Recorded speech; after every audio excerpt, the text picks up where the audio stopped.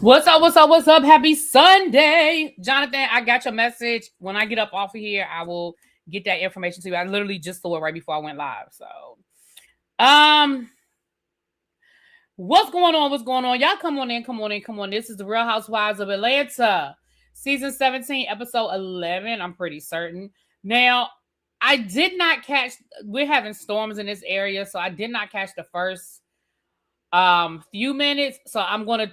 That's why I'm a few minutes late because I was trying to go back and watch the first few minutes again, trying to find it so I could get the first few minutes.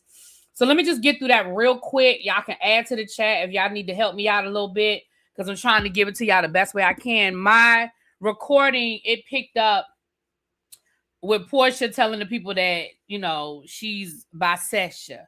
That's where mine picked up. So I know that there was a whole scene where Shamia went to Lake Bailey to have a conversation with Cynthia. Now, let me say something.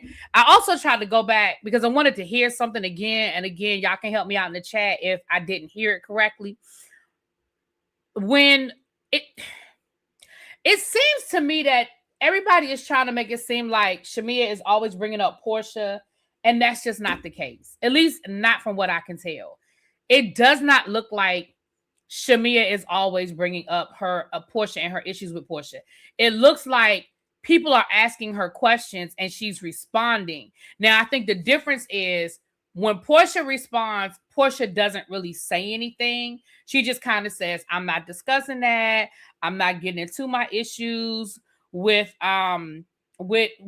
That's between me and Shamia. Whereas with Shamia, I feel like Shamia answers people's questions. So it may look like there's a conversation going on, but in all reality, I don't see where Shamia is bringing up Portia like that.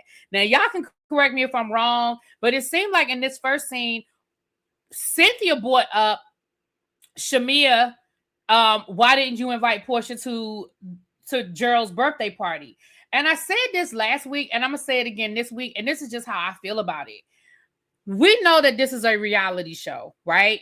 And we know that sometimes these women have events that are specifically for the show. They are only doing this event to film it for the show. They make up dumb reasons to have these dumb events specifically for the show. Then there are situations where people are doing things anyway, and they get to the show to film it. That to me is the difference between Portia's event at the beginning of the season and Shamia's event with her husband's birthday. Her husband was having a birthday party, period. She was having a surprise birthday party for her husband that, for whatever reason, she decided to allow the cameras to film.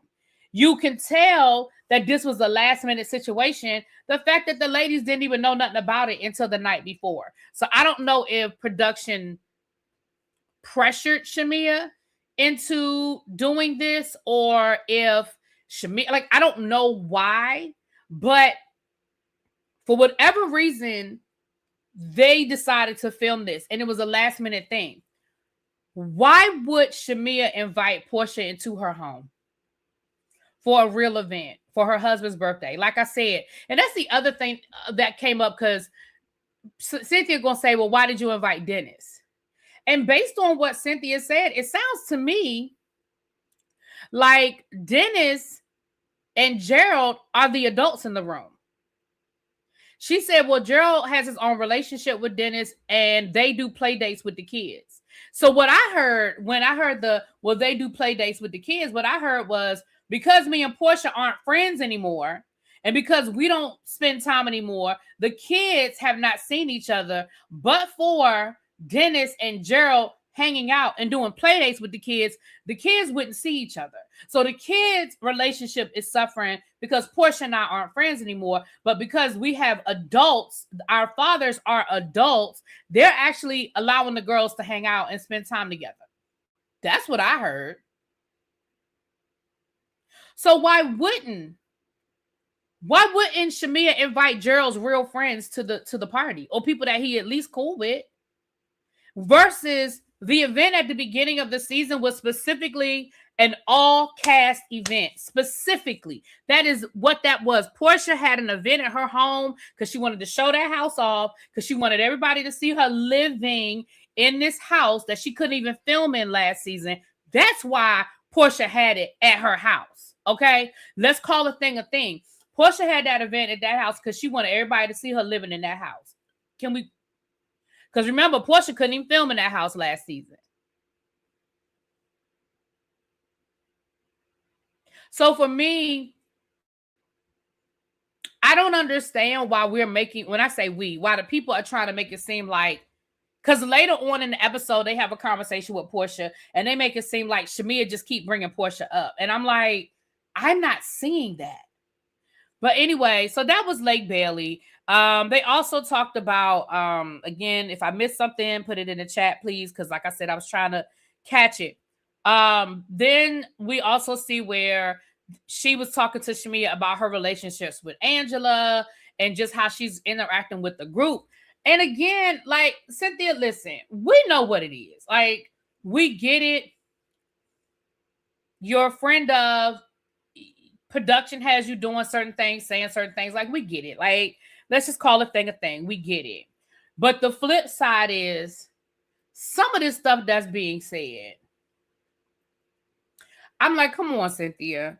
Again, Angela and Shamea, I feel like their exchange ain't no robbery. I don't feel like Shamea is doing anything extra to Angela, and I don't feel like Angela's doing anything extra to Shamea. I feel like they got into this argument. I feel like they both went below the belt. I feel like they both was fighting. You know what I'm saying? Like, fair exchange ain't never been no robbery. I mean, did Shamea go low on Angela and her marriage? Sure, but Angela went low on Shamea. Like, I don't know. It's like, I just feel like Cynthia was trying to make Shamea feel like she had done something wrong. You know what I'm saying? So anyway, so there's that. So the next scene, and again, if I skip something, let me know. The next scene was Portia coming out to the people. She was letting the people know that she's lesbians. That she's a lesbian. Okay, that's what I picked up from that. And thank you, the informed. He said, I'm gonna just keep going. I picked up on that's what my recording picked up. So the thing is this. I don't care about this. I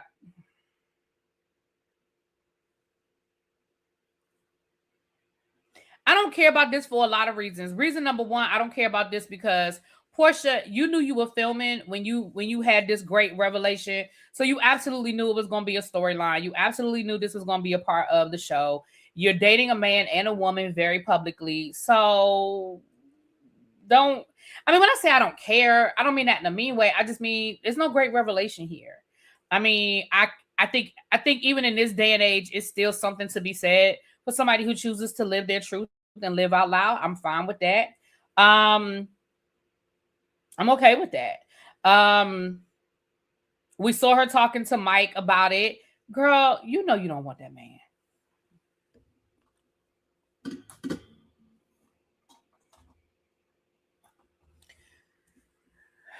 You know you don't want that man. I know it's blurry, y'all. Give it a second. I'm sorry. Give me a second.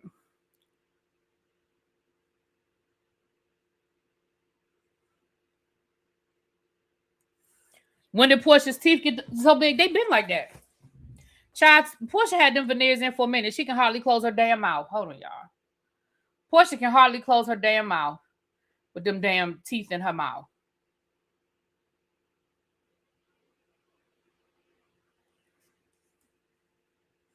So I just feel like this was all part of Portia's storyline. But okay, girl, you told us. Is it cleared up now, y'all? On my side, it's cleared up. So, we're going to get to that, Phil. We're going to get to that.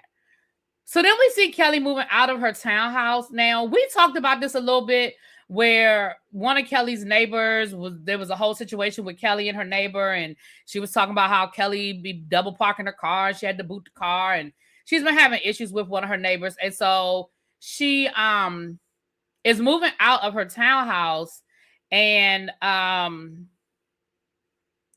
she's moving into one of Shamea's, she says one of her rental properties. Let me say something.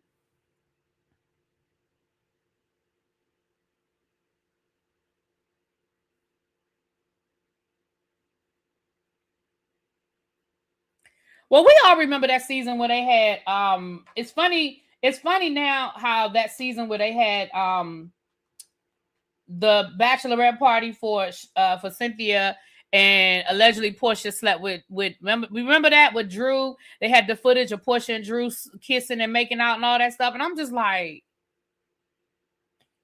let me say this about Kelly. First of all, I can appreciate that these women are coming together to help Kelly out. I'm fine with that, right?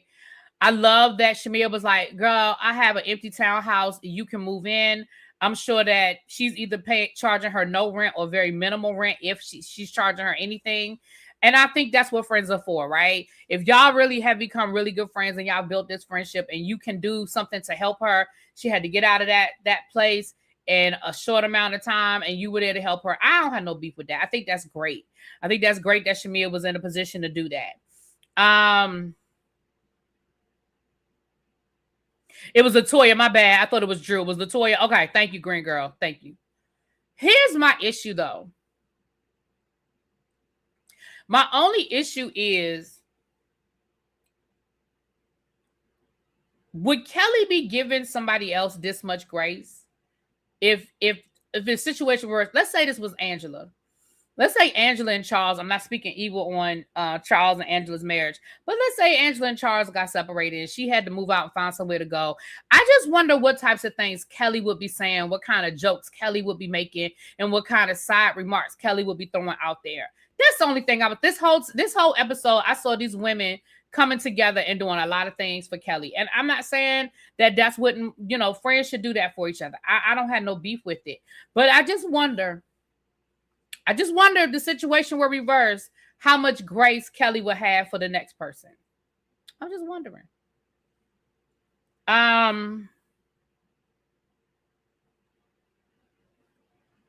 Was there a real beef between Kelly and there were some things in the blogs because we talked about it. But this is what I will say.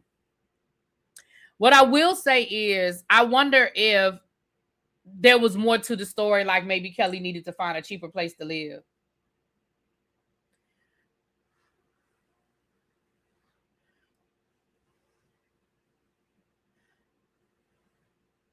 That's all I'm saying. I just wonder if she needed a cheaper place to live, honey. That's all I'm saying. That's all I'm saying. These are just questions.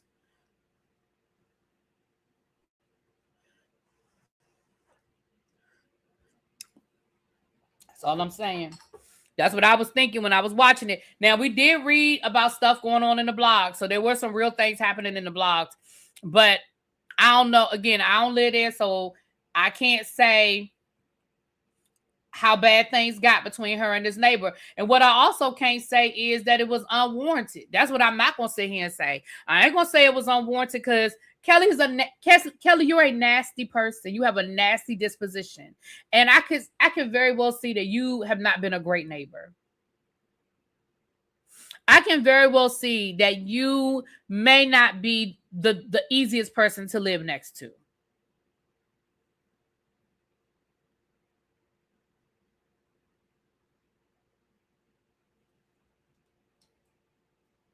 That's all I'm going to say.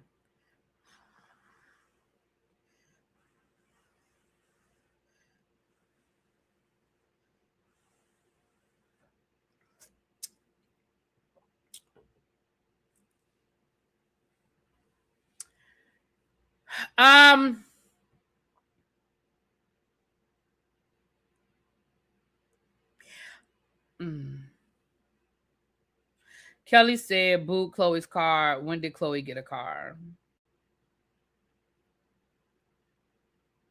Remember, didn't she get her a car last season? I thought she bought her a car last year. Maybe I'm wrong. I remember the article that we read. I feel like the blog article that we read said that her car got booted. I don't know.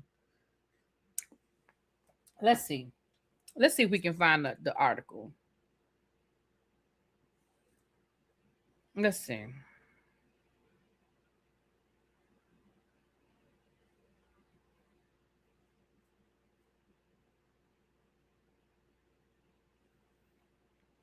Hold on, y'all. Let me see something. Hold on. Chloe asked for a car earlier this season. Okay. Let me see something. Let me see if we can find some information. Hold on.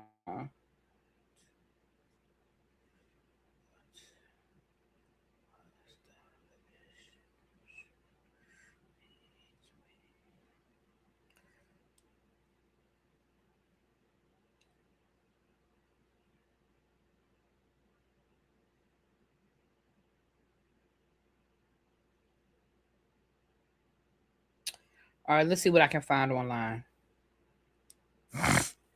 But anyway, it could still be Chloe's car and it's just in Kelly's name. True. A couple of episodes ago, Chloe asked for a car. She went to Spelman in an Uber X. Yeah, she did take an Uber back to school. True. So it says Kelly's issue with her neighbor was reportedly tied to an HOA parking dispute.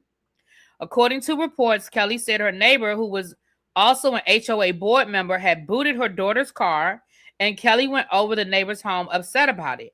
Kelly later called the police and alleged that the neighbor assaulted her, saying she had scratches on her arm.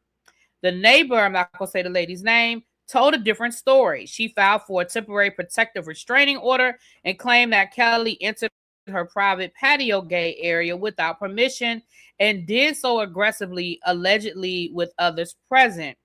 So the short version is, so wait a minute, hold on, because this might be why she had to move. Hold on. Did the neighbor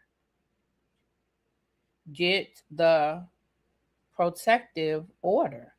Now, because if the neighbor got the protective order, that's why the hell she had to move. If the neighbor was successful in getting a protective order, hell, that's why she had to move. Yes. A judge granted the neighbor a temporary protective order against Kelly Farrell. Kelly was reportedly ordered to stay 30 yards away from the neighbor. The order was temporary and a hearing is set for September the 22nd. Oh, this is old, y'all. This is September 22nd, 2025 to decide whether it will become permanent. I'm going to assume it didn't become permanent. Okay, so it says they were able to find that the temporary restraining order was granted, but they have not been able to find anything about whether it became permanent. It probably didn't become permanent. She probably just moved. And if this woman is on the HOA board, baby, they probably kicked her ass out. Because she clearly was renting. She clearly was renting this townhouse because it ain't no way she owned the townhouse. She clearly was renting, so whoever owned that townhouse probably evicted her. I believe the neighbor too. Somebody said for whatever reason, I believe the neighbor. I believe the neighbor too because I can absolutely see. So here's what I think happened. This is me. This is my opinion. This is really B's opinion. This is not based on no fact. I don't know. I wasn't there. But this is what I think happened. Y'all ready to hear it? Here it go. I think that Kelly's daughter was double parked. Either she was double parked or she was parked in somebody else's parking space. Okay, she was double parked or she was in somebody else's parking space. Okay, and the neighbor being and she probably is one of them HOA, annoying motherfuckers who probably be looking for violations and be calling the police. I don't know, but it sounds like that. Because instead of going and knocking on Kelly's door and saying, hey, girl, hey, your car is in my parking space or your car is double parked or whatever, she called she got it booted. Because, again, you live in the area that y'all probably have a tow service on speed dial. So you called her, you got the girl's car booted. I can absolutely see Kelly rolling up on that lady. And this lady said that Kelly came through her backyard. She was trespassing and she came up through her backyard real aggressive like.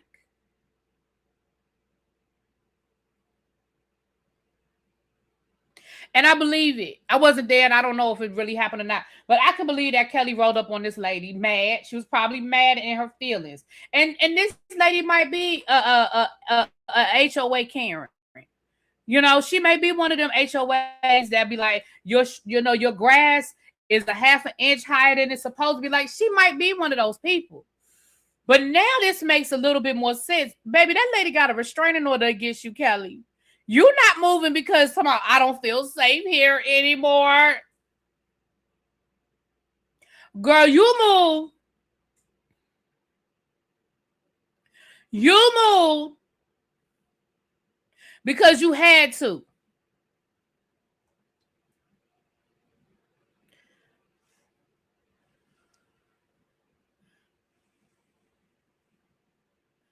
That judge put a restraining order 30 feet away. Your ass moved because you had to move. Because then HOA Karen went down to the HOA and they probably reached out to the person you was renting from. They reached out to the owner of that house and said, And they probably revoked your lease. I don't know none of that to be a fact. I'm just telling y'all what I think happened.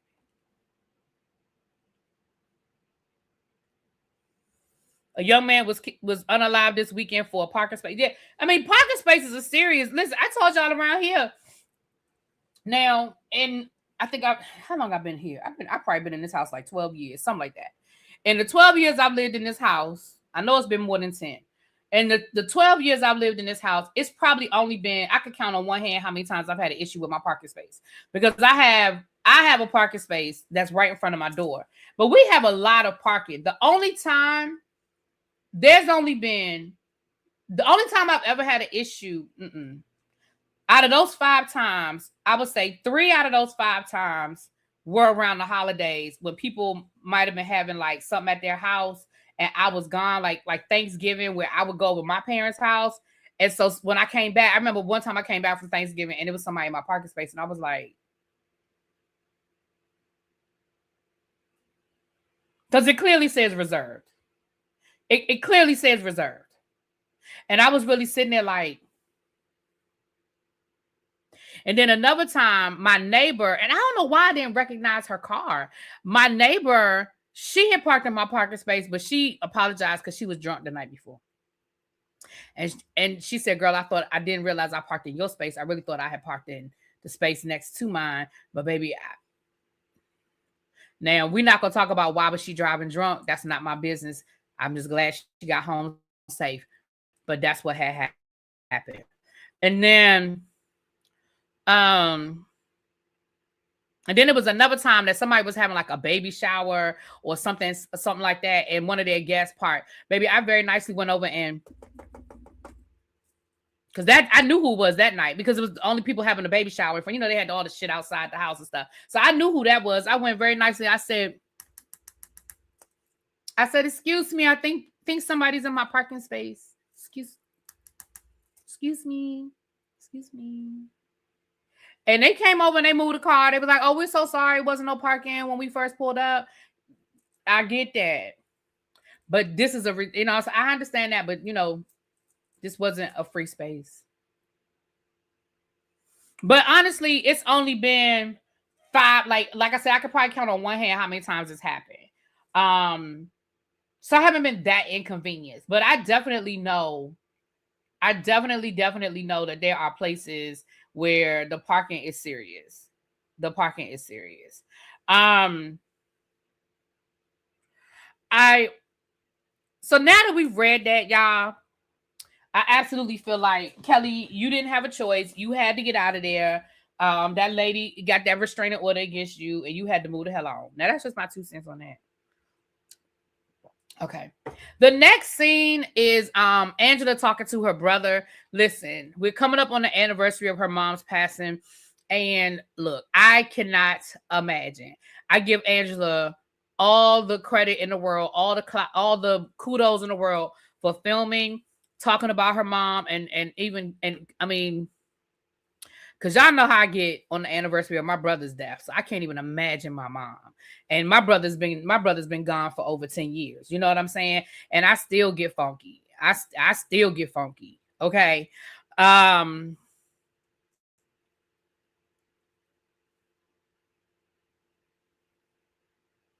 people that visited, yeah, and the thing is this, they may have, but people, first of all, I shouldn't have to tell an adult that where it says reserved, don't park there. But you're right. people should know, like, I live in a townhouse community, like it's all townhouses. Y'all know what it is when you go into a townhouse. Like, there's no street parking.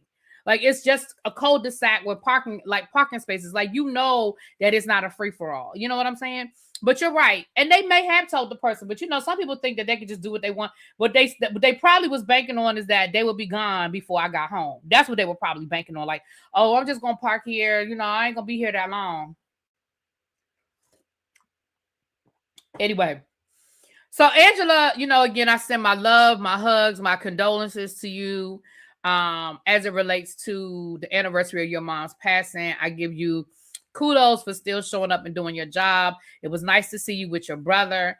You started getting emotional. Your brother said, now come on now, don't get me all in my feels. Don't get me all in my feels. But what I find interesting is your kids still don't know that your daughter is married. I'm confused.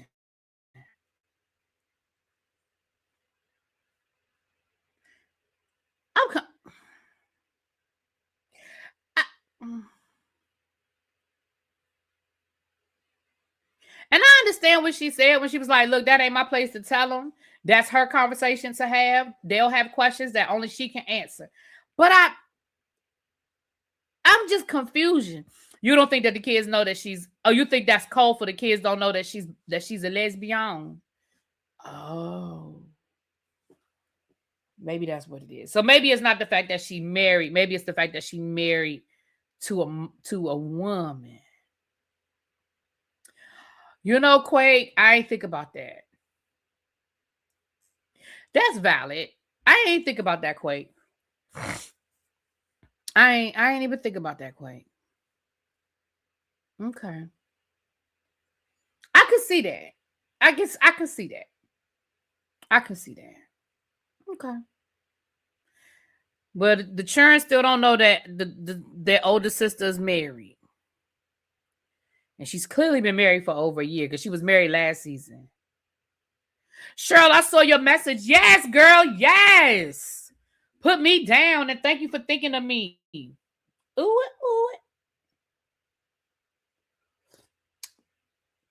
Yes. And let me put it on my calendar before I fucking forget. Yeah, she snuck off and got married. Like, she snuck off and got married. And again, you're not obligated to tell people your business. I mean, I don't feel like anybody's obligated, but what I will say is, on one hand, I do agree with Angela. Angela was like, look, you ain't tell me. I found out. You clearly ain't told your brothers and sisters. You clearly don't want them to know. It ain't my story to tell. I can respect it from that perspective. Like, look, that ain't my story to tell. Like, I get that part. But then the other side of me, though, is like, so y'all just gonna walk around here like she ain't married? We're just gonna pretend. Just gonna pretend like she not married. Okay. Like, just confusion. You know what I'm saying?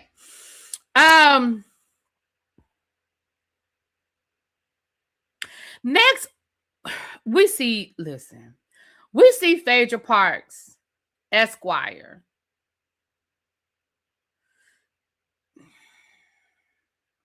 I have a lot to say, and I don't want nobody to be like, you just hating, really be, you just hating, really be, you just hating. Because y'all know that's what sometimes y'all be trying to say about me. And I really don't be hating. I really just be talking. Okay. So let me say this.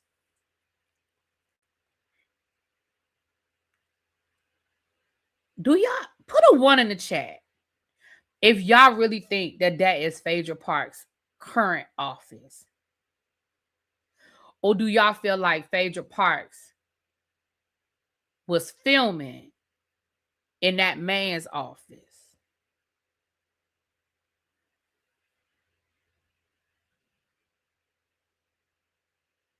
One, if y'all think that is really Phaedra Parks' current office. Two, if y'all think that that's that man office and she was filming in that man office.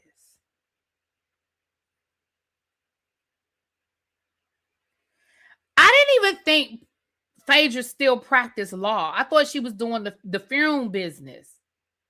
Because that did not look like cheap office space for her to be holding on to. You know what I'm saying?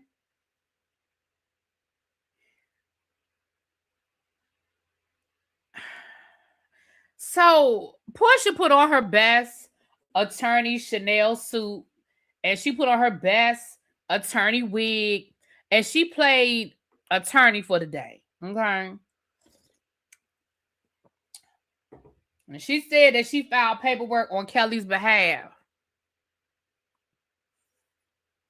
And if Kelly bring up one more motherfucking time that she can't film with her kids, it does look like the same office that she had from the past, but I'm wondering if she... Now, here's the thing about Phaedra. Now, let me look. I give Phaedra a lot, but let me give her kudos. Let me give her kudos, right? One thing we know about Phaedra is that Phaedra has money. Now, what she doing, how she do it, ain't my business. But Phaedra has money. It would not surprise me if Phaedra owned that building, or that Phaedra maybe still had equity in a law practice. That would not surprise me, because she's still a licensed attorney. Like, it's not like she can't go and file paper. You know what I'm saying? Phaedra is an actual attorney. I'm not saying she's not a real attorney. What I'm saying, though, is, listen, there's a whole lot of people that are licensed attorneys, and that ain't what they doing every day of their life.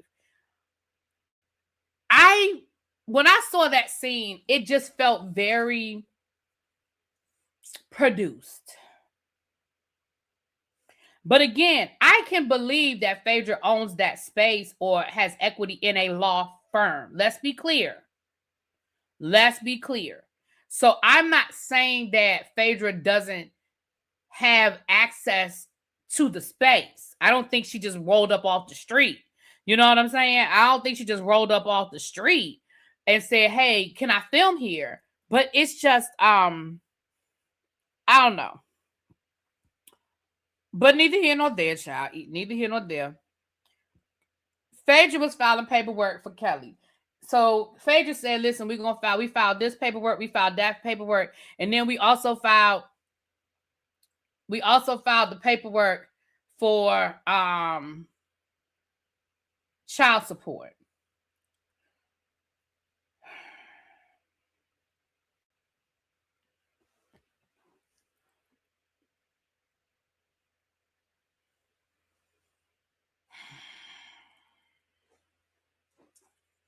So then Kelly says, well, there is one more thing. I mean, what about me filming with my kids? Kelly, I almost feel like Kelly's afraid that if she can't film with her kids, she's going to lose her job.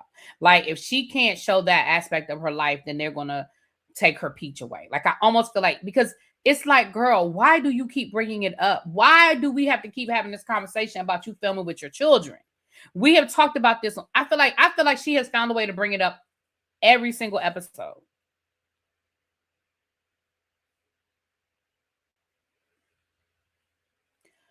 Number one, I agree. Cahoots, Kelly should find an attorney that specializes in divorces. She definitely needs a family law attorney. Just filing random injunctions or whatever she was filing, she needs a family law attorney. Number two, the Parks Group is hers. Okay, so as I said, equity in a law firm, right? Okay. Number two, you said that man is $50,000 behind in child support. So I think she said she was filing in contempt, that he's in contempt.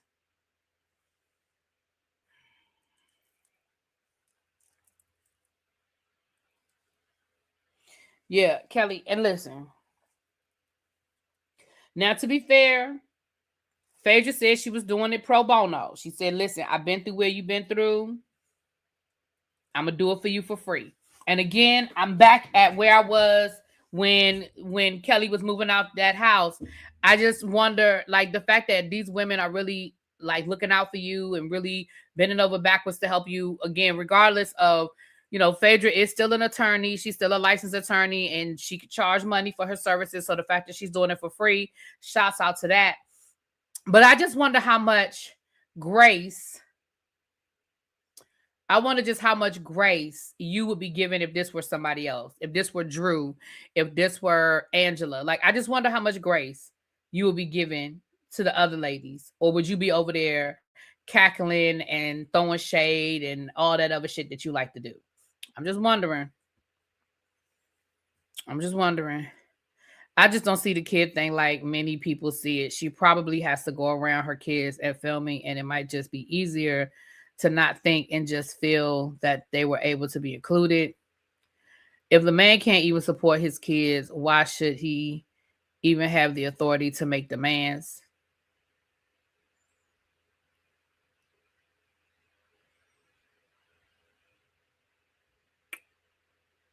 Kelly threw shade at Drew for losing custody. She did. Well, I hear what you're saying, but I feel differently. And I know we had this conversation yesterday when we were talking about Love and Marriage Huntsville. The court sees it as two separate issues. The court sees whether a man or woman is current on their child support is different than them having visitation. The court sees that differently. So I understand where some people are like, well, if he's not even up to date on his child support, he shouldn't have any opinion or have any thoughts on like what she does with those kids. But the court sees it differently. The court sees it as two. I mean, again, and I go state by state. So when I say the court, I'm talking in general, but it goes state by state that you being current on your child support is not a precursor. Is not a precursor to whether you can see your kids or not, or how like where the kids go to school, like all the different things that it involves the kids. That's just not a precursor. Those are two separate issues. So, you know. He claims she won't let him see the kids. If he can't see them, why should he let them film? And again, that's why this is a family court issue. What's really going on, I don't know. Like, he said that she keeps the kids from him. Like, she said he don't want to come and see the kids. I mean, it's going to be a he say, she say thing. It's going to be a he say, she say thing. But there's that. Baby, the way that man came into Phaedra's office popping that damn champagne, I said, you know what? A mess. Pinky, her husband, Montel Jordan, and his wife, and them getting some therapy. I just read on Twitter from the Brooke Ashley how Kelly was treating Kelly about the Balmain event last season. You mean how Kelly was treating Drew? What happened, Phil? Because I don't know what you mean.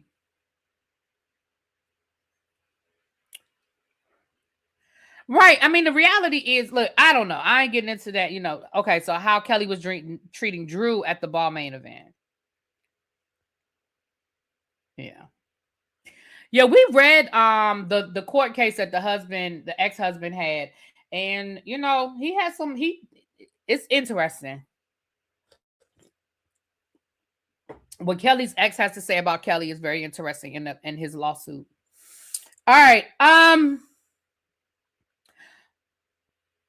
What I'm getting ready to say is going to be a very unpopular opinion, and some of y'all are not going to like it, and that's okay. I love y'all anyway, and I hope y'all love me too.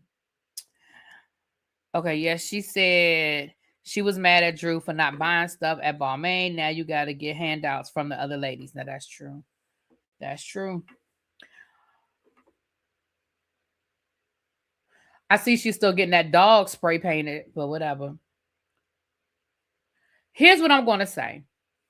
And I know this is not a popular opinion, especially nowadays with women, you know, but this is how I feel about with marriage. Marriage is a partnership. I also think that the man should be the head of the household and the man should lead. Here's what I want to say. If you choose to go into a marriage where you still want to move as a single person and not as a couple, why are you married? Pinky said when she met her husband, he was an entrepreneur. She was an entrepreneur. She said, well, he knew who I was when he met me. Yeah, he knew who you were when he met you. However, comma, you said that when you were going through your issues with the money and losing your business, you said you felt alone. Yet, when he's trying to be there for you and trying to help you, You say you don't want him and you're independent and you don't need his help and you want to do it by yourself. Pinky, you got to make it make sense to me. You can't say you felt alone, but then when he's trying to be there to help you, you don't accept the help. Why did you get married? I mean, now, especially nowadays, nowadays you ain't got to be married to have kids and live together and have a family. I mean, I don't understand. Why did you get married to be single?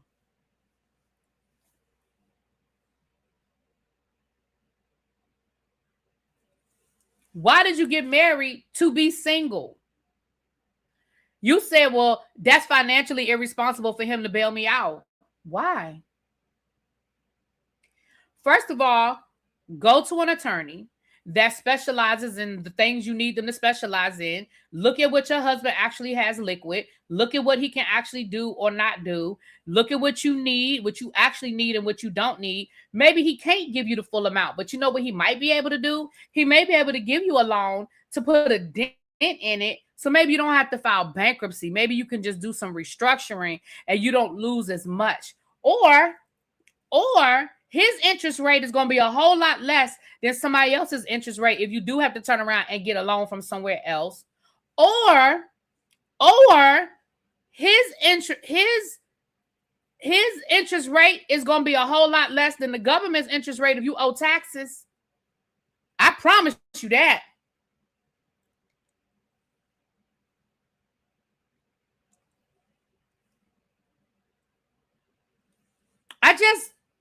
I don't understand it. And the pastor's wife was being as nice about it as she could. She said, baby, that's your ego.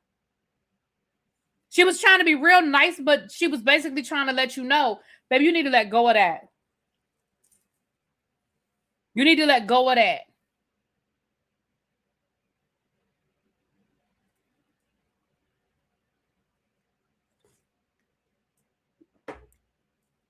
Let go of that, baby.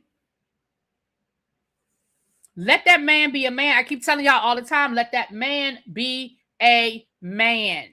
And what I mean by that is let that man help you. You married him through sickness and health, through rich or for poor, through the good times and the bad times. Those are the vows. I mean, I wasn't at y'all wedding, but I'm sure it was something along those lines. Those are the vows that y'all took. So if the man is saying, let me help you, let him help you. And maybe when y'all sit down with an attorney, with a business attorney or a consultant or what have you, and he looks at your husband's books, he might say, he's not in a position to do this.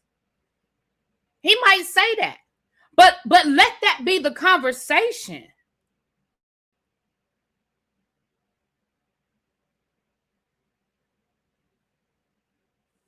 But I'm just saying, like, I don't understand. Like, if you don't want to be in a partnership and build something, like, why are we here?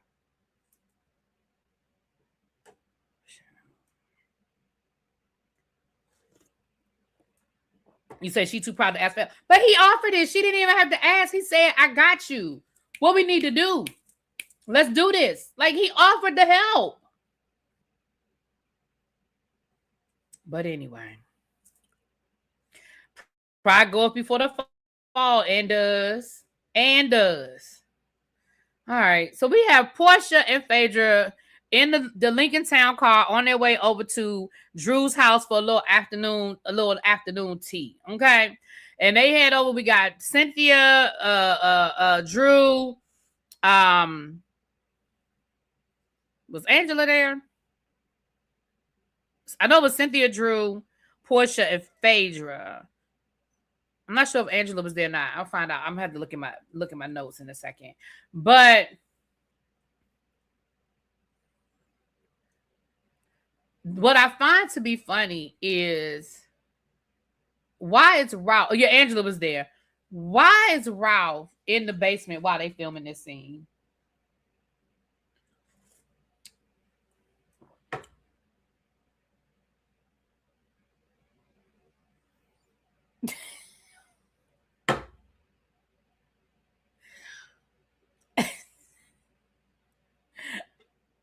It's crazy to me.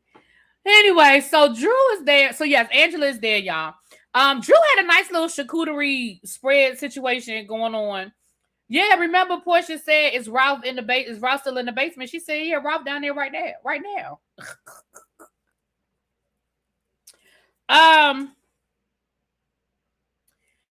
So Drew talks about the auditions for for Pinky's project, so forth and so on, yada yada yada. Then of course they talk about what happened down to the park. Now I'm gonna be honest, I feel like this scene was chopped up. This scene seemed like it was chopped and screwed because it didn't flow. The conversations seemed like they were kind of all over the place. When they were talking about Drew trying to conserve her voice, I didn't understand what the hell they was talking about. With Drew trying to, she said, well, Drew was trying to save her voice. She was trying to conserve her voice. She was trying to save her voice. I was confusion about that. But what I will say is Drew, and I know the Drew people about to jump on me. The Drew people about to jump on me. I'm telling y'all now, y'all not going to get me tonight. Y'all not going to get me going back and forth with y'all over Drew. I'm going to say what I'm about to say, and we're going to move the F on because I ain't doing it with y'all tonight.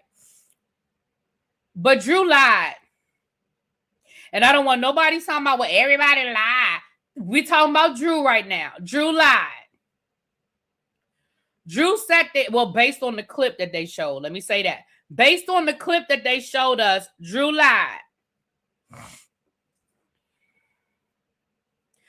Why did Drew sit there and say that Shamea was talking about Portia? In the clip that they showed us, Shamea was not talking about Portia.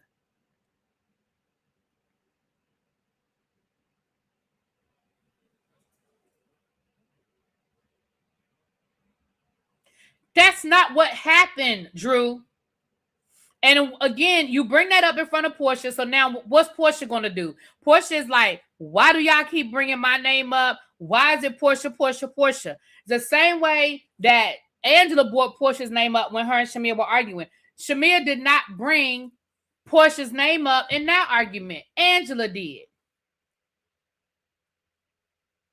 Then when Drew was recounting what happened down to the restaurant with Kelly and with Shamea,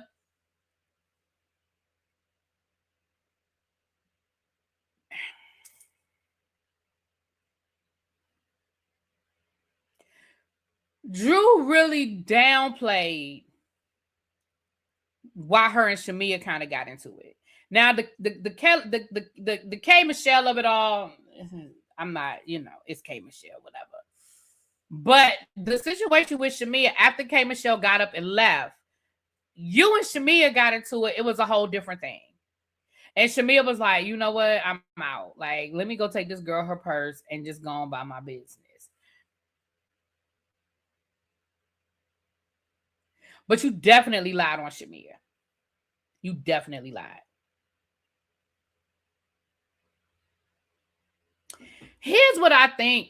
Xavier says, I don't even understand why Drew and Angela are trying to drive a wedge. I think what's happening is, here's the reality. And again, we're talking about reality television versus real. Portia and Shamea were friends in real life, and they were friends for a very long time, and they were very close. As much as they're not in a good space anymore and they're not quote unquote friends anymore, I do not think that either one of them are ready to go to hell yet. Now, it does look like they end up going to hell in Scotland, but it does not look like they are ready to go to hell yet, right? They're really trying to keep it cute. They're really trying to dance around each other to a certain extent. And the ladies and production, they want the tea, they want blood. They want to see Portia and Shamea actually go at it. That's what I just think it is. And I think that production is prodding certain people to say certain things to create.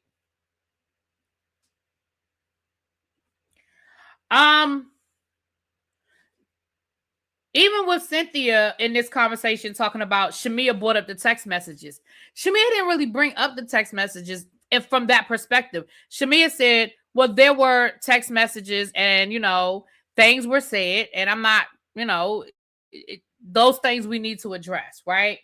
So Cynthia brings them up because Shamea wouldn't really go deeper with her. So Cynthia brings it up and Portia was like, yeah, I'm not doing that. I'm not going to discuss private text messages. I'm not going to publicly discuss private text messages. Some things were said, some nasty things were said about my marriage and things of that nature, and I'm not going to bring it up. Again, the rules are different. Well, I'm not going to say the rules are different because the rules are rules, I guess. But people are moving differently because these were real friends, and some of the shit that's probably in them text messages probably go deep that don't need to be out public. Like, remember, we know that Shamia was there for that whole marriage. I mean, we know Shamia was there from the beginning. So if Shamia said some shit about that marriage, maybe it was some really not so nice stuff that Portia don't want out there, that don't need to be out there. You know what I'm saying? And I think that's the difference. I think if this were Portia arguing with K. Michelle and text messages, baby, she would be showing the text messages. The screenshots would be on her Instagram. And Andy would she would blow it up on a poster board for the reunion. Like, I don't think it's because, they're private and I don't want to discuss it privately. I just think that it's some real shit. And I think that they probably said some real shit to each other. I mean, we saw at the reunion where it went left, and we saw in the preview for later on in this season, we see where they go to the mamas. Like, they have real history and they have some real deep shit. And see, that's the thing. That's why when I tell y'all all the time, that's why I don't do Mad Day. Because when you go to when Mad Day comes up and you go to hell with somebody, you can't come back from that. Because when you are really friends with somebody, you really know people's business. I had a situation today. Somebody called me today and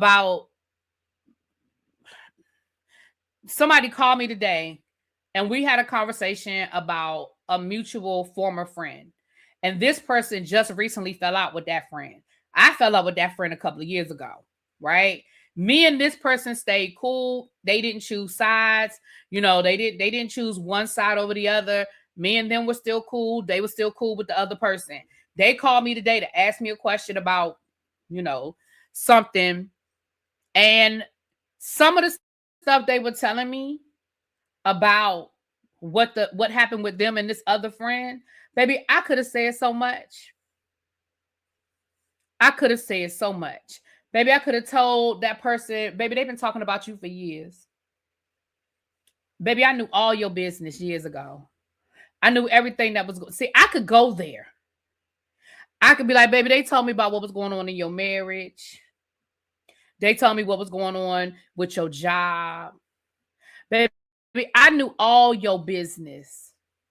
And yes, they've been talking shit about you for years. But you know what?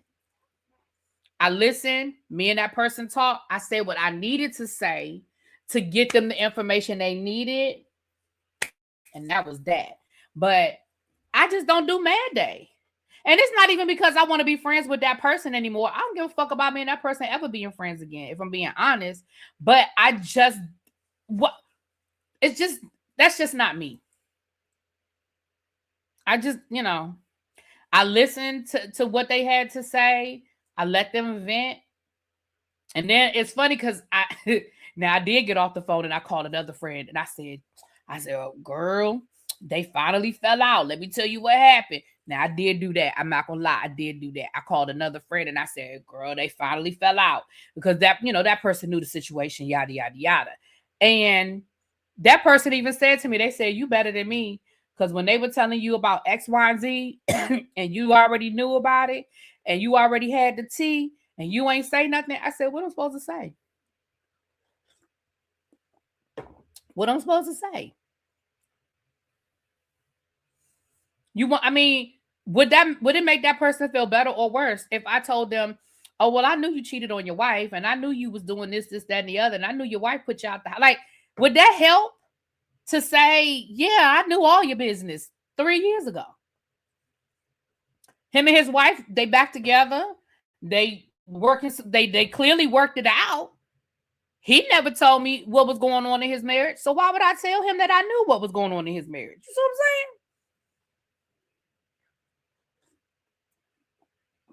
But in the words of the late, great Tupac,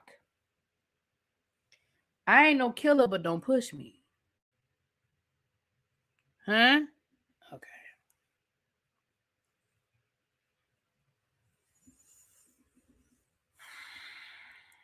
I won't talk about you, but if you come for me and tell my, well, yeah, now if somebody telling my business,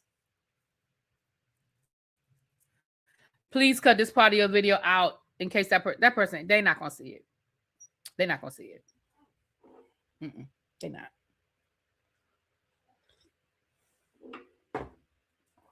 But I appreciate you. Right. Once it's in the atmosphere gets consumed by the masses, it's really not going back. It's like squeezing toothpaste out the tube. Yeah, I mean, I can respect that Portia and Shamia are kind of tap dancing around each other. Somebody earlier in the chat said, well, it does seem like Shamia wants to go there more so than Portia. Shamia may. Maybe Shamia does want to go there more so than Portia.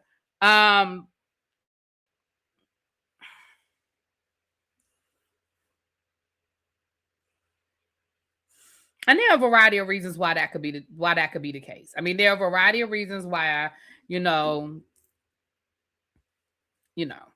variety of reasons. But yeah, I mean, that could be that. I'm friends with 2 former friends. We have an understanding. When I'm around one, we don't discuss. Yeah, and that's it. I ain't choosing no sides. Now, if there was something detrimental that was happening that could affect, their health or their, if it was something along those lines, yeah. But gossiping, no.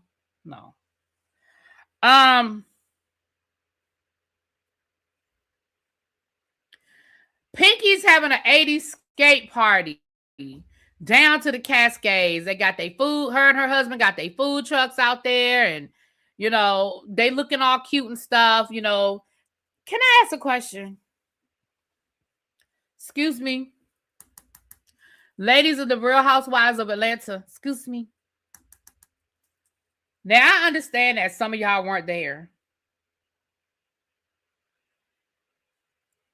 but women did wear more things in the 80s than leotards. I just need y'all to know that.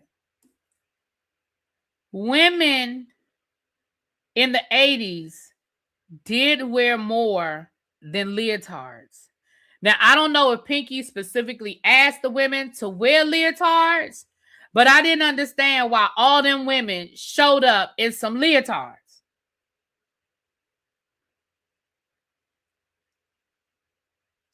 Probably because Shamia feels like Portia has more bones in her closet. Cockade? I thought it was Cascade. It's Cockade. Okay, it's Cockade. All right.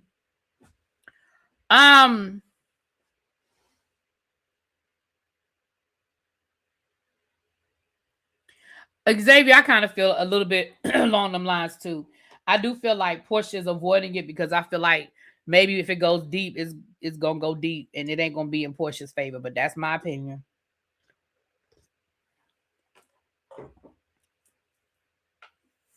People were up in arms about Angela being called Bigfoot, but Angela called a Pinky Mr. Clean.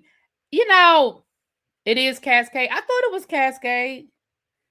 The locals don't pronounce the S. They say Cockade. Oh, okay. Okay, I'll let y'all argue about it in the chat, child. The local news pronounces it Cascade. Okay. Usually you wear tights and leggings with a leotard. But what I'm saying is there were more in the, I was there in the 80s. I know everybody wasn't there and I understand, but I was there in the 80s and I can promise you there was a whole lot more that you could be wearing as an 80s baby than a fucking leotard. And I just found it interesting that most of the women had some sort of leotard contraption on, and I'm just not understanding. Was that like, did Pinky put that in the invitation?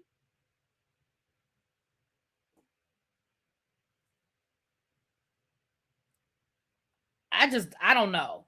I mean, and then for the women that weren't dressed like the 80s, they were dressed like the 70s. Like Kelly had on like hot pants like she was on her way to Studio 54. Of course, with her headlights blinking.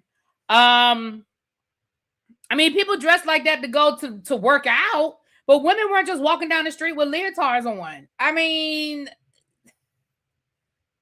Like, y'all could have had on some acid wash jeans. Y'all could have had on neon. Like, neon was the color of the 80s. Neon, fluorescent green, fluorescent orange, fluorescent, like, bright yellow. Y'all could have had the glove with the fingers cut out. You could have had your hair in ponytails or spritzed to the heavens. I mean, there were a lot of other options other than a fucking, like, you was on your way to a Jane Fonda workout.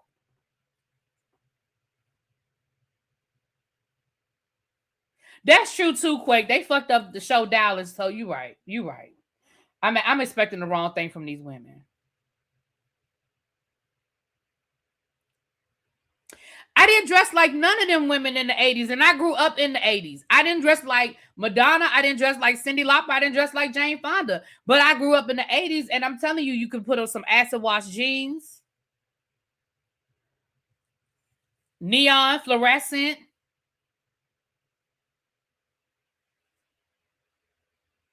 They wanted to show off them BBLs.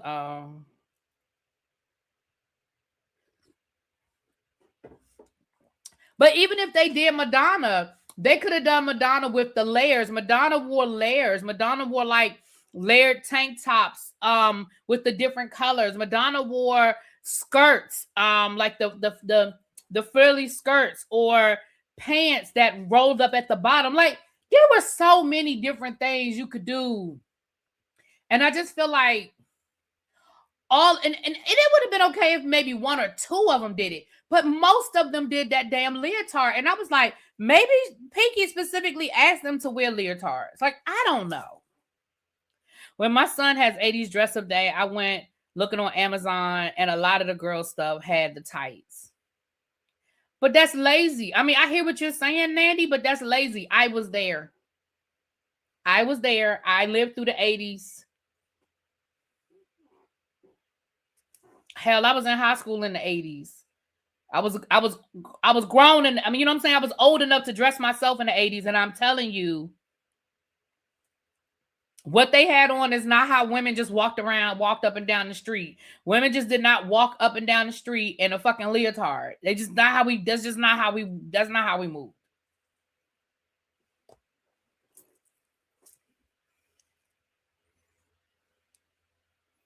I don't know. I mean, it's a small thing, but it's just like, damn, that's just lazy to me. That so many people just do this. It's just lazy to me.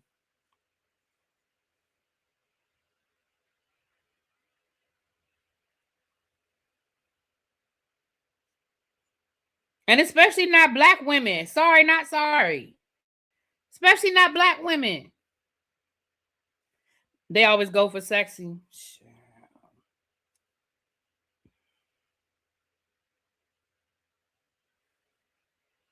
Look at that. That's an 80s outfit. You see the fluorescent colors and the little leather pants, okay? You see that? Those are 80s outfits. These are and you see the tights, yes, but not with a leotard. Yes, women wore tights with skirts and tights with with big shirts. You had the whole flash dance thing going on. Okay, look at this. Look, here go another outfit. You see that? That was a real popular sweater right there on the left. You see the acid wash jeans? Okay, these are all I did was Google. All of this shit is if you had fucking Googled. Okay, now you can make this stuff sexy. Look at that. The tapered outfits. This is 80s stuff. Now you do see, look at that. You see the lady at the bottom in the leotard, like she on her way to a workout. But that is just not how people walked out the house every day. That's just not.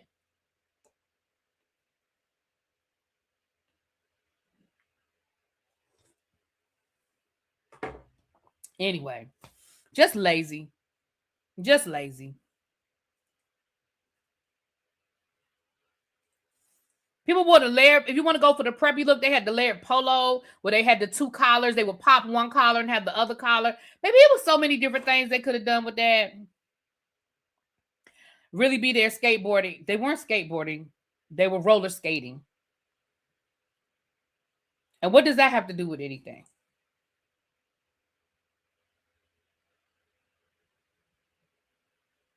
Some Gloria Vanderbilt jeans, some Jordache, some Vidal Sassoon. Absolutely. Layered socks. Baby, listen, let me tell you something. I went roller skating every weekend. Probably between 7th, 8th, and 9th grade. I went roller skating and if it wasn't every weekend, it was every other weekend. And I never wore leotards to the skating rink. I promise you that never happened.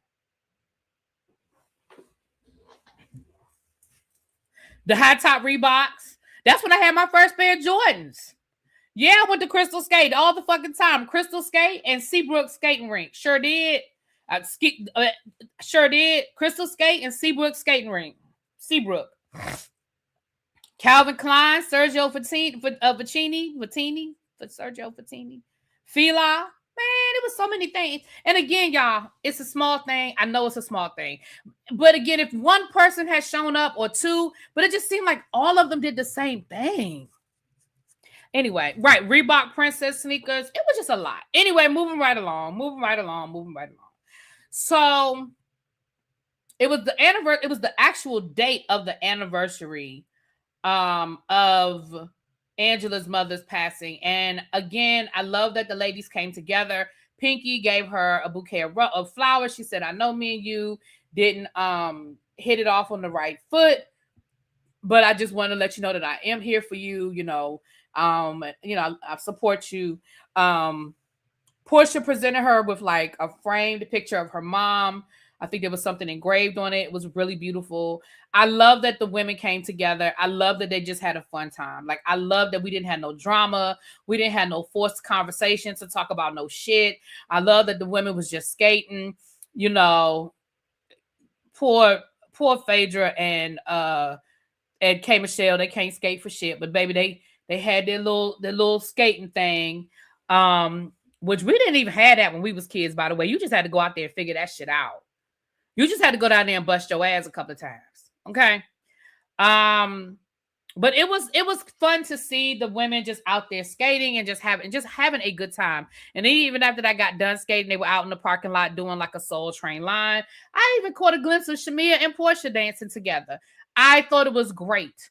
I love that sometimes production doesn't make them fight all the time. You know what I mean? I absolutely, positively love it. I love it. So this last scene, last but not least, let me say something, y'all. Portia and Dennis.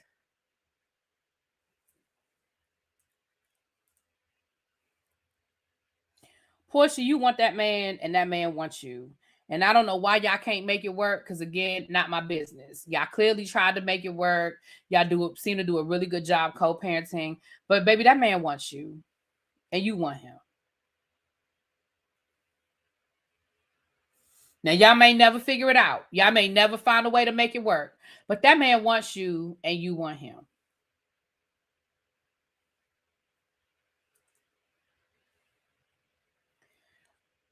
Dennis is single now. You're single now. Dennis came over there with the ring. I feel like Dennis came over there with the ring to shoot his shot. Portia said that she asked Dennis for her ring back in December, and he said, next thing I know, you was getting married. Remember, by Father's Day, Portia was with Simon. Because remember, that's when we all found out, because they were all together for Father's Day. Remember, Simon and Dennis were there together, and it was that video went viral. So less than 6 months later, after you told that man to give you your ring back so y'all could go on and get married and stop playing, you was engaged to a whole nother man. So I really feel like, Portia, do you really just want to be, like, are you just somebody that doesn't want to be alone? Or are you really in love with these people? Because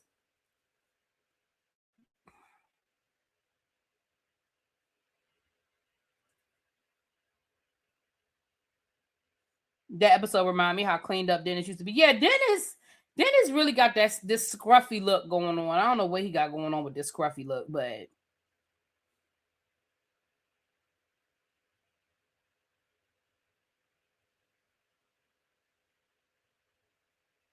it was Mother's Day. My bad. It was Mother's Day. So that's even earlier. So May, my bad. It was Mother's Day. She does. Portia really loves him. She really loves Dennis. That's why Dennis bothers her so much. That's why Dennis can get in her head the way he can get in her head. Because they really do love each other. They really do love each other. And when he came over there with that damn ring, the way that Portia responded, and listen, I know Portia can be an actress sometimes, but that thing really shook her up. Like, Portia was really upset. She was like, why would you bring that here? Portia was really upset about that ring. Here's what I'm going to say, J12. I hear what you're saying. I do think that Portia is chasing a bag, but I think that Dennis is the person she loves. Do I think that when she first started dating Dennis, was she chasing his bag? Yeah, I think she probably was. But she fucked around and fell in love. Now, is Portia going to continue to chase a bag? Yes, because Portia is never going to find herself in the position that she was in after her first marriage ended. Portia is never going to be broke again.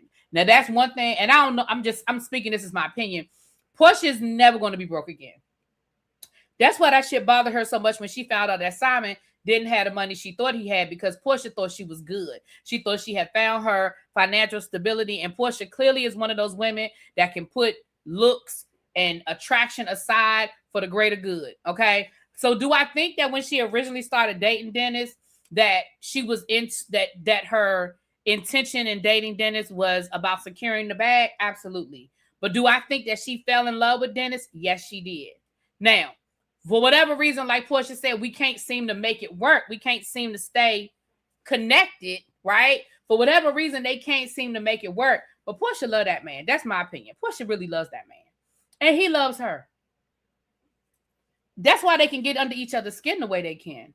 See, I said this, I was talking about this earlier. You can't bother somebody like this if there's no feelings involved. If Portia was over Dennis and Dennis was over Portia, when he showed up with that ring, she'd have been like, all right, good looking out, son. I'm going to put this in my safe. I'm going to give it to PJ when she get older because I don't have no use for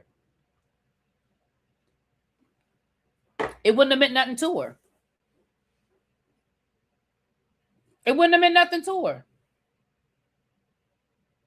And Dennis took it over there for a reaction. Dennis told her, he said, look, I'm single now. You single now. I'm giving you your ring back. Like, basically what Dennis was saying was, let's go on and just make this thing a thing. You ain't feeling that man. You out here talking about how you with women. And he told her, you need to slow down.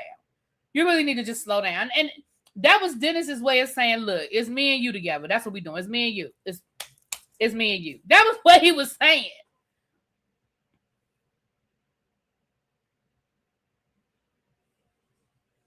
But what would their relationship look like? Would they be open? Would they swing? They would love each other, but they wouldn't be sexually satisfied with each other. Why would you say that?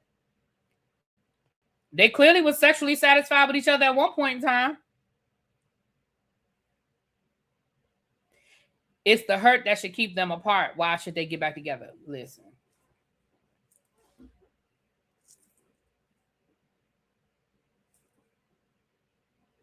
I don't know. I mean, I'm just saying this. He loved her and she loved him. Figure it out.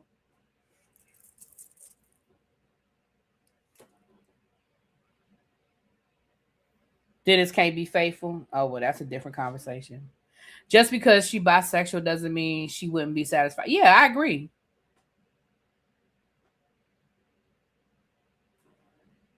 I strongly disagree. That's not how you love somebody. That's not how you ask somebody you love to come back to you. Oh, I don't agree that he handled it the right. I'm not even saying she should, y'all. I'm saying they love each other. I'm not even saying they should get back together. I'm just saying that they love each other. I really believe that Portia loves that man. I really do. And I believe he loves her. Now, should they get back together? Because remember how mad she got last year with Drew filming with him and stuff. That wasn't just about Drew filming with him. That wasn't just about Drew filming with Dennis. Somebody cheating on you doesn't mean that they're not sexually satisfied. Cheating isn't always about being sexually satisfied.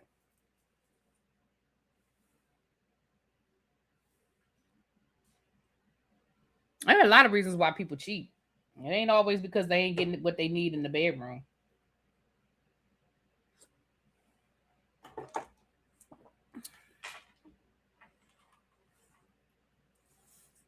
She said she still loved him, but I agree they still love each other. Also, unpopular opinion, I love their skating ring outfits. I wouldn't want to be in a hot polo or sweater or baggy jeans. Well, that's how we used to go skating in the 80s. Nobody went to the skating rink in leotards. That wasn't a thing. At least not down here in the black community. I ain't never go to the skating rink and see somebody rolling around in a leotard. Now I saw some people with some leg warmers and some tights and stuff, yeah, but not no leotard.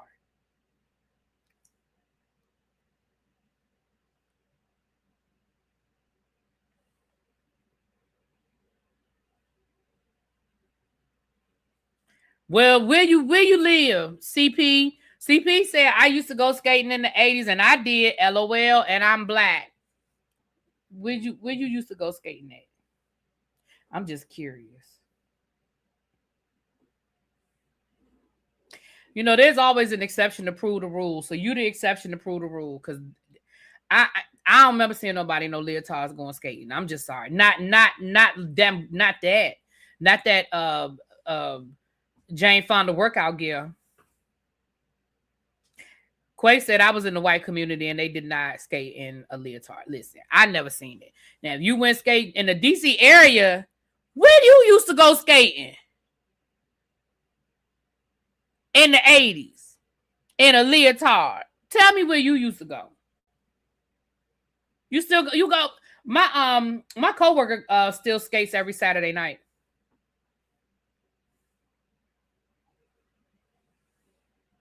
Right. Y'all keep saying tights. I'm not saying tights. I'm talking about them leotards. Right, CK. Right, SCK. Tights and leotards are two different things. Tights and leotards are two different things. You said the DC area where? Tell me specifically where you used to go skate. What was the name of it? What was the name of the skating rink you used to go to, CP? I am curious to know.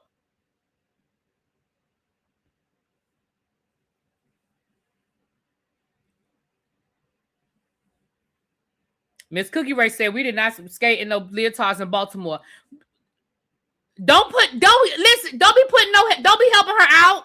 Don't put no names in the chat. Don't help her out. I want to know where she used to go skate. She said she'll ask her mom. You wasn't old enough you wasn't old enough to know. But if you wasn't old enough to know, you must not have been dressing yourself. You don't count, baby. You don't count. If you ain't old enough to know where you was going skating, then it don't count. You was too young, baby. You was too young. Your mama was probably dressing you.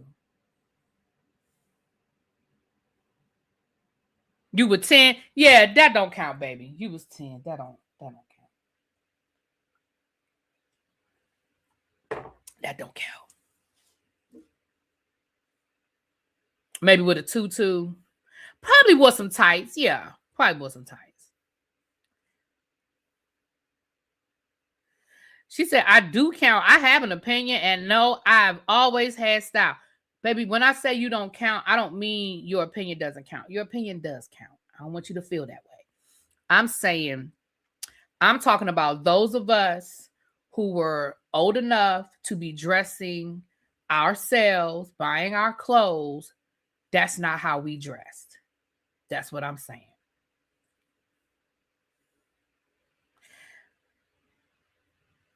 I'm not battling with you. You battling with me. I'm not battling with you. She said, we can agree to disagree. You don't have to dismiss my opinion. Damn, girl, relax. I am okay. But I'm not battling with you. If you feel that way, sorry. I'm not battling with you. I'm just saying that ain't how we dress going to the skating rink. And I think I said a few minutes ago, you might be the exception to prove the rule. Because there's always one exception to prove the rule. You might be the exception to prove the rule. But when you said the DC area, I was just curious as to where you went skating because I never saw it. And I went skating every week. That's what I'm saying. If we had a leotard on, it was something to cover them like a skirt or pants. Yeah, I mean, listen. That ain't, I'm not going to change what I said, though. That ain't how we dressed. If you would baby, when I say it don't count, If you were 10 years old going skating, we weren't there at the same time. Because you were there during the day when the kids were skating during the day. I was at night. That's all I'm saying. I was at night when the teenagers were there. So when I say it don't count, that's what I mean. We weren't there together. You was doing your mama was dressing you at 10. Or at least buying your clothes. You know what I'm saying? That's different. Anyway, moving right along. That's the end of the episode. Most people don't allow their kids to wear leotards outside of dance class or without a tutu. Listen, I don't have nothing to do with how people dress their churn. Or what they let their churn wear. That was pretty much the episode. Tomorrow night, the Whether You Like It or Not panel is on JoJo's channel, so I will see you guys there tomorrow night. I'm gonna do the Real Housewives of Rhode Island tomorrow, but I'm probably not gonna be able to do the finale. I'm probably gonna only be able to do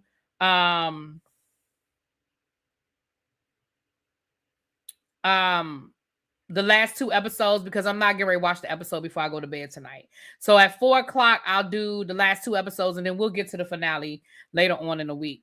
Because again, I'm not going to watch tonight's episode and be ready at 4:00. So that's what we're going to do tomorrow.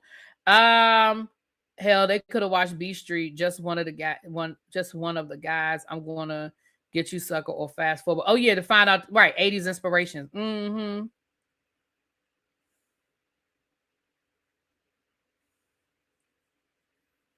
Mm-hmm. So CP, I hope you're not offended, my love. I'm not trying to dismiss your opinion, girl. Hold on. All right. With that being said, y'all, let's get out of here. I will see y'all tomorrow. Peace.